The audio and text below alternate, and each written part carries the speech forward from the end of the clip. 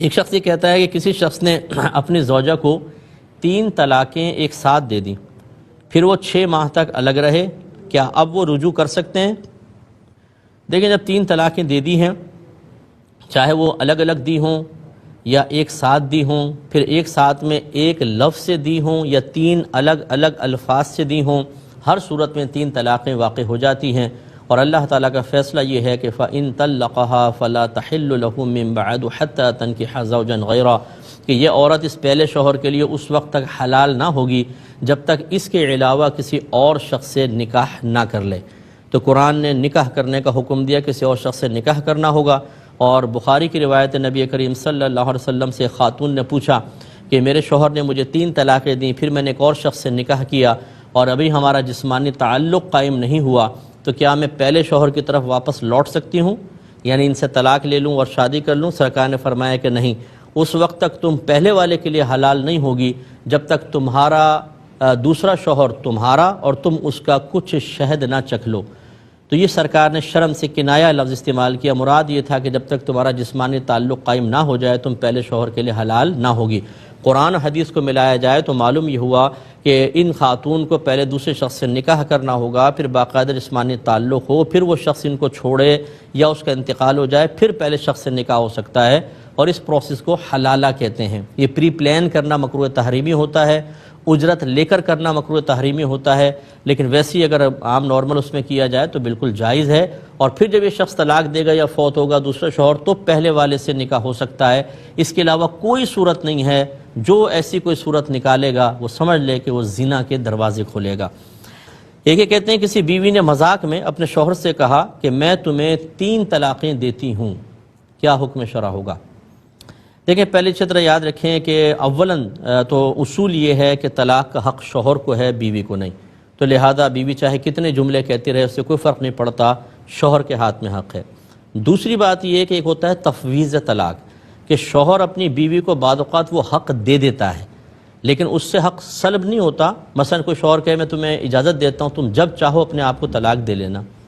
تو یہ شوہر کے پاس بھی حق رہے گا لیکن بیوی کے پاس بھی آ جائے گا۔ اس میں جب اس نے کہا جب چاہو تو پوری زندگی میں جب چاہے وہ کر سکتی ہے، اور اگر ہمیشگی والے الفاظ نہ ہوں، بس یہ کہا میں تمہیں اختیار دیتا ہوں تم اپنے آپ کو طلاق دے لو، تو یہ اسی مجلس تک محدود رہے گا۔ اگر عورت طلاق دے دے ٹھیک، اگر دونوں رخصت ہو گئے، جدا ہو گئے، کھا پی لیا، کوئی دنیا کی باتیں شروع ہو گئیں، اختیار ختم ہو جائے گا، یہ ذہن میں رکھیں۔ تو اگر یہ بیوی کو تفویض طلاق تھی اور پھر اس نے کہا 3 طلاقیں، پھر تو ہو جائیں گی، اگر نہیں ہے تو نہیں۔ اچھا، اس میں ایک اور صورت ہے، وہ انشاءاللہ میں عرض کروں گا لیکن بریک کے بعد۔ بتا رہے تھے آپ کو کہ اگر بیوی مذاق میں شوہر کو کہے میں نے تمہیں 3 طلاقیں دیں تو کیا ہوگا، تو میں نے اس میں 3 صورتیں بتائیں۔ پہلا یہ کہ شوہر نے طلاق وغیرہ تفویض بالکل کچھ نہیں کی تھی تو کچھ بھی نہیں ہوگا، کیونکہ بیوی کی طرف سے طلاق واقع ہوتی نہیں ہے۔ اور اگر شوہر نے طلاقیں سپرد کی تھیں تو پھر اگر اسی مجلس میں یا ہمیشگی والے الفاظ تھے، عورت نے طلاق دی تو پھر طلاق ہو جائے گی۔ اور تیسری صورت یہ ہے کہ بیوی نے شوہر نے طلاق تفویض نہیں کی تھی، لیکن جب بیوی نے کہا میں نے تمہیں 3 طلاقیں دیں اور شوہر نے جواب میں کیا میں نے قبول کی،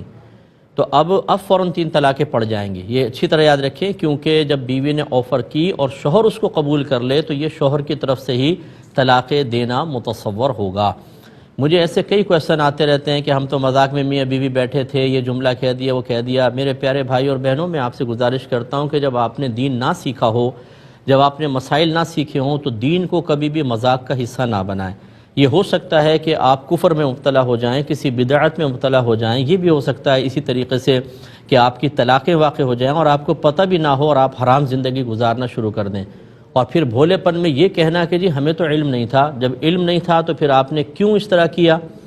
باہر کے ملک میں جب کوئی جانا چاہتا ہے تو پہلے وہاں کے پورے قوانین کا اچھی طرح مطالعہ کرتا ہے اور پھر ایک ایک قانون کو فالو کرتا ہے کہ جس میں خاص طور پر کوئی پینلٹی لگنے والی ہوتی ہے یا ویزا کینسل ہو جائے گا، کوئی اور مسئلہ ہوگا، جیل میں جانا پڑے گا، وہاں بہت زیادہ اس کا خیال رکھا جاتا ہے۔ اس سے کہیں زیادہ اللہ کے قوانین کا خیال رکھنے کی ضرورت ہے۔ ایسا کبھی آپ نے دیکھا ہے کہ وہاں مذاق میں خلاف قانون کو کام کر دیا اور پھر کہا مجھے تو پتہ نہیں تھا؟ ایسا کبھی بھی نہیں ہوگا، اور آدمی کا ذہن بھی بنا ہوتا ہے کہ نہیں بھئی میں ایسا کہوں گا تو یہ میرا ویلڈ نہیں ہوگا۔ اسی طرح آپ کا مذہب اسلام یہ کہتا ہے کہ مذاق میں آپ کوئی غلط بات کہہ دیں گے، یعنی طلاق دے دی، مذاق میں کچھ اور کر دیا، بعض اوقات اس پہ حکم مرتب ہوتے ہیں، خصوصاً طلاق پر، اور لا علمی عذر نہیں ہوتی اس قسم کے مسائل میں، اس لیے مذاق نہ کریں، آپ اپنے مذاقوں کو شستہ رکھیں اور اسی طرف لے کے جائیں جس کا تعلق دین سے نہ ہو۔ دین کو اگر مذاق کا نشانہ بنایا تو پھر خود مذاق کا نشانہ بننے کے لیے تیار رہیے۔ ایک یہ کہتے ہیں کہ اگر کوئی کسی عالم مفتی صاحب کے پاس فتویٰ لیتا ہے طلاق کا اور وہ کہتے ہیں کہ طلاق نہیں ہوئی اور وہ ساتھ رہنے لگ جاتے ہیں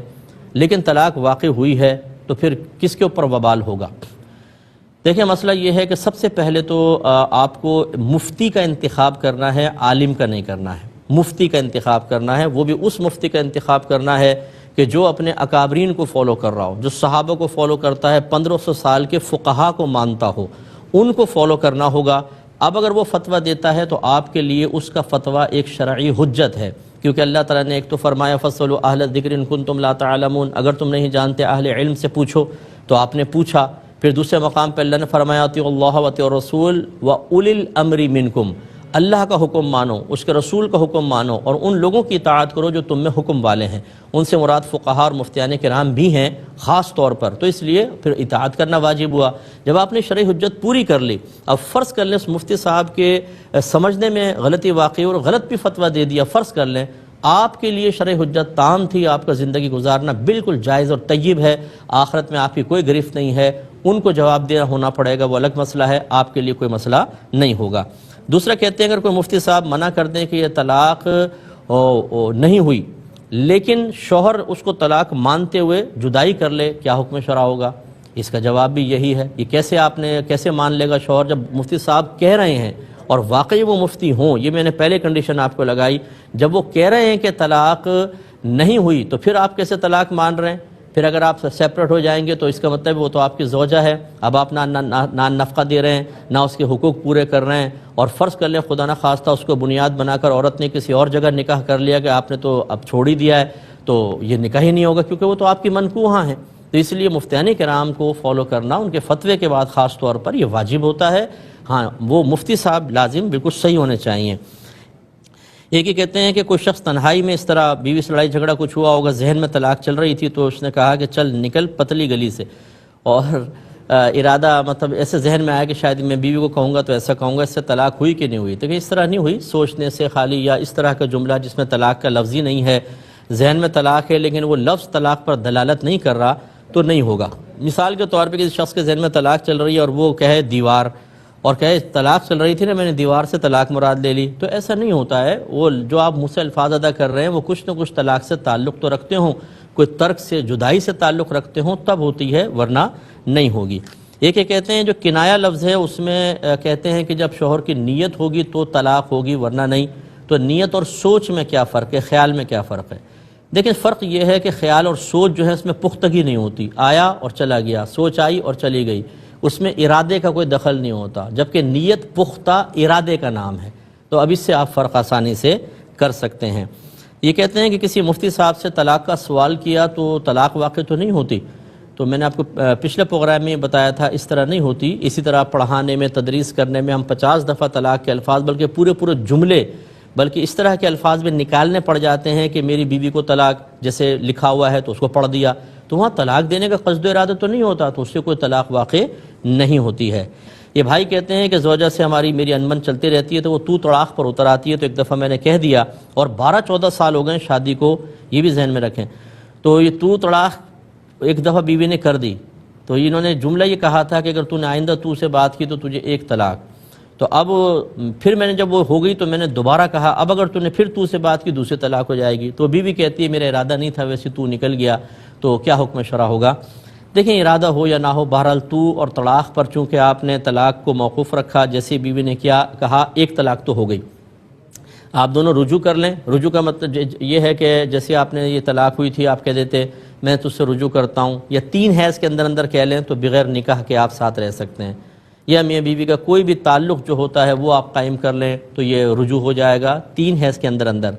اور اگر 3 حیض گزر گئے تو پھر نکاح کے ساتھ آپ رجوع کر سکتے ہیں۔ اگر اس سے پہلے کوئی طلاقیں نہیں ہوئی، جیسے پہلی ہوئی ہے غالباً اور تو نہیں ہوئی، تو آپ رجوع کر سکتے ہیں۔ لیکن میرے گزارش یہ ہے، ایک تو بہنوں سے تمام جتنی میری بہنیں ہیں کہ دیکھیں آپ بعض اوقات اس کو فوراً منفی اس پہ منفی سوچ کے ساتھ دیکھتی ہیں، منفی سوچ کے ساتھ کہ یہ مفتی صاحب چونکہ مرد ہیں اس لیے مردوں کے کر رہے ہیں، یہ نہیں۔ میں آپ کے نبی کی بات آپ کو بتا رہا ہوں. نبی کریم صلی اللہ علیہ وسلم نے ارشاد فرمایا کہ عورت کا مرد جو ہے اس کا حق بہت زیادہ ہے عورت پر, اور اس کو بیان کرتے ہوئے سرکار نے فرمایا کہ اگر میں کسی مخلوق کو سجدہ کرنے کا حکم دیتا تو بیویوں کو حکم دیتا کہ وہ شوہروں کو سجدہ کریں. اور سب سے سرکار نے فرمایا سب سے زیادہ حق عورت پر ماں باپ کا ہے, لیکن شادی کے بعد شوہر کا ہے. تو اس لیے شوہر کا حق سب سے زیادہ ہے. تو جب ماں باپ کا حق زیادہ ہے, میں آپ سے پوچھتا ہوں دائرہ دم میں رہ کے, کیا اپنی ماں سے اپنے والد سے تو تڑاک کر کے سینے پہ چڑھ کر اور گالیاں بک کر اور لاؤڈلی چلا کر گفتگو کرنا صحیح ہے؟ نہیں. تو شوہر کا حق ماں باپ سے بھی زیادہ ہو جاتا ہے, یاد رکھیں. تو اس کے ساتھ کیسے جائز ہو جائے گا؟ پھر آپ اپنے بچوں کے لیے رول ماڈل ہیں, خود اپنی بچیوں کو کیا سکھا رہی ہیں کہ اپنے شوہر سے ایسے بدتمیزیاں کرو؟ تو یہ غلط ہوتا ہے. اسی طرح شوہر حضرات کو بھی چاہیے کہ وہ بھی خیال کریں کہ اگر اللہ تعالیٰ نے کمزور مخلوق کو ہمارے تابع کیا ہے تو اس کا مطلب یہ تو نہیں ہے کہ اس کو جیسا چاہیں گالیاں بکیں, ماں بہن کی تھپڑ ماریں, مکے ماریں, لاتیں ماریں, بچوں کے سامنے مہمانوں کے سامنے ذلیل کریں. آپ کو حق حاصل ہو گیا. ایک ایک چیز کا حساب دینا ہوگا. وہ بھی انسان ہے, مخلوق ہے, دونوں کے حقوق برابر ہیں. درجہ شوہر کا زیادہ ہے, اس کا انکار نہیں ہے, لیکن حقوق تو بیوی کے بھی ہیں, وہ بھی ایک انسان ہے. تو اب یہ 12-14 سال ہو گئے آپ کو لڑ لڑ کے اور حتیٰ کہ طلاقوں تک نوبت, کیوں نہیں دونوں سنبھل جاتے کہ بھئی مناسب نہیں ہے, اب بہت ہو گیا, بس چلو اب تو عمر بھی آپ لوگوں کی کافی ہو گئی ہوگی کہ اب یہ جھگڑے فساد ختم کرو, گھر میں ایک پاکیزہ سا ماحول بناؤ. کوئی دن تو ایسا گزر جائے جس میں ہم ایک دوسرے کو غسیلی نگاہوں سے نہ دیکھیں, ایک سلطان راہی دوسرا مصطفیٰ قریشی نہ بنے, پیار سے دیکھیں, تحفے تحائف دیں, اچھی محبت والی باتیں کریں. بچوں کے دل بھی خوش ہو جائیں گے کہ آج تو امی ابو بڑے خوش بیٹھے ہوئے ہیں. اس کا ہمیں بہت زیادہ خیال کرنا چاہیے.